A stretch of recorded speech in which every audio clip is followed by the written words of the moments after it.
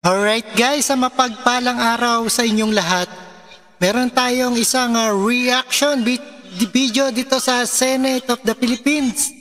At ito ay si Senator Tolentino na distract sa Senate hearing na natanggap na balita. At panoorin po natin bakit siya na-distract at panoorin ang buong detalye. Let's do guys, no other further ado. Evolving story po yun. Kaya siguro lilipat mama ko dun sa kabilang hearing. There is a need really to strengthen the Philippine Maritime Command as well. Nakakalimutan na yung, but that's another budget hearing. I hope the news that I got is not correct, but it appears that it is correct. 3 dead after a Filipino fishing boat was rammed by a commercial vessel near Bajo de Masinloc earlier today. Ma'am, can I be privileged to ask Namria? Namria, binabasa ko po yung sa mapping sector targets 2023 to 2028. Hydrographic and nautical charting, 24,000 kilometers for the exclusive economic zone, 6,000 kilometers for archipelagic waters. Apparently, this is related to the news report I just relayed.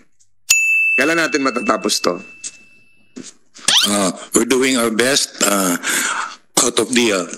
Sir, yung mga congressman. Okay. Kasi yung universe. Okay. With a universe of 1.657 square kilometers for our exclusive economic zone. Sir, pinaliit mo 2.2, ang record ko, 2.2 million square kilometers. That includes the archipelagic waters and the... Mine is bigger, 2.2 million square kilometers. Yours is just 1.6. That's just for the exclusive economic... Yes, I'm referring to the exclusive economic zone. Our data indicates that we just have... Baka binigay mo na sa China yung iba. Yung 2.2 po, yun na in total, which includes the other maritime zones. Let's reconcile our figures. Archipelagic waters, how big? Per your data. Archipelagic waters within the baseline? No, not within the baselines. Outside of the baselines, going seawards. Within the baselines, that would be inland waters. So you project outside. Hindi. So ilan? Archipelagic waters. With all due respect po, ang archipelagic waters within the baselines. I'm asking the size. Ano yung record mo? 586,485.07 square kilometers. 586,000. And how big has been hydrographically platted? We have accomplished 303,288 square kilometers, leaving a balance of 283,197 square kilometers. And when do we expect to finish all of this?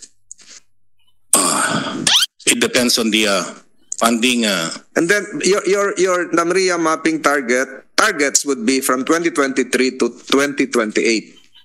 Yes. By 2028 tapos na tayo. Yes. Hopefully wala pa nakuha ang China sa atin. Natapos yan. Bakit hindi natin matapos ng maaga? It depends on the resources that we have, Mr. Chairman, Madam Chairman, Your Honor. So if we have the adequate resources, we can finish it earlier. Funding and our floating assets, our survey vessels. Let me ask you: Are we a member of any international organization pursuant to a treaty that would enable us to lessen your load? For instance, are we a member of the United Nations Hydrographic? What was that? IH. You should know better. Yeah, we are a member of the International Hydrographic Organization, wherein NAMRIA stands as the representative of the Philippines. So we're a member of the International Hydrographic Organization. Are we a member of the International Geographic Union? Unfortunately, no. Madam Chair, Your Honor. The reason is we failed to attend the organizational meeting. Are we a member of the United Nations Geospatial Information Management? Yes, Your Honor. We have been the chair of that particular body. UNGIM. Yeah. Okay. Are we a member of the International Cartographic Association, the ICA? Yes, Madam Chair, Your Honor. So going back to the question, can we lighten your load, your agency's load, by culling some data, geospatial data, information, maps already done by these international organizations that would lessen the budgetary outlay needed by your agency? We have some security issues when it comes to that particular undertaking, Madam Chair, Your Honor.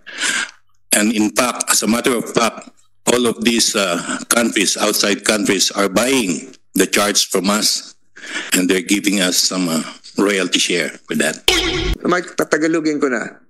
Hindi kasi it will take you how many more years to finish this mapping? Up to 2028. Yeah. 2028. The entire exclusive economic zone, the entire archipelagic waters of the Philippines until 2020, given the appropriate resources. But again, to lessen your load, are we allowed to get the resources, the products of others? Yeah, we can do that.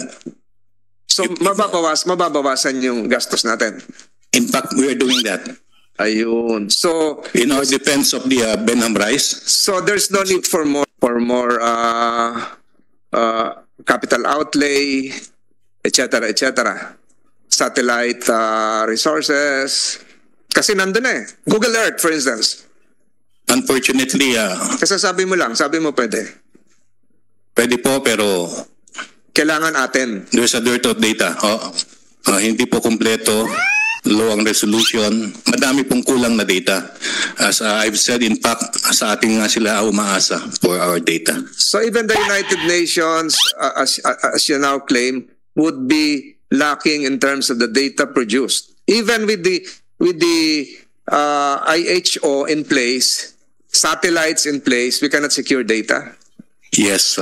Why? For example, when it comes to bathymetry, you cannot get the data for that from satellite imaging. Kailangan po natin dyan pumunta mismo yung ating mga survey vessels, gumamit ng sonar, multi-beam or single scan sonar. And can't the United Nations be accessed in terms of providing us with ships, likewise, for scientific and hydrographic plotting of our uncharted territory, as you claim? Unfortunately, pwede. Tayo lang po. So pag hindi natin, what if other countries are doing this for us without us knowing it? We have national security issues along that line. I know that. Ito nga, 3 na yung patay eh. National security issues. 3 na yung patay na fishermen natin eh. Di ba? We claim national security issues. 3 na yung paglalamay mamaya. Alright guys, napanood natin ang news update dito sa distract si ating Senator Tolentino. At maraming salamat sa inyong lahat. Keep safe and healthy. Peace out.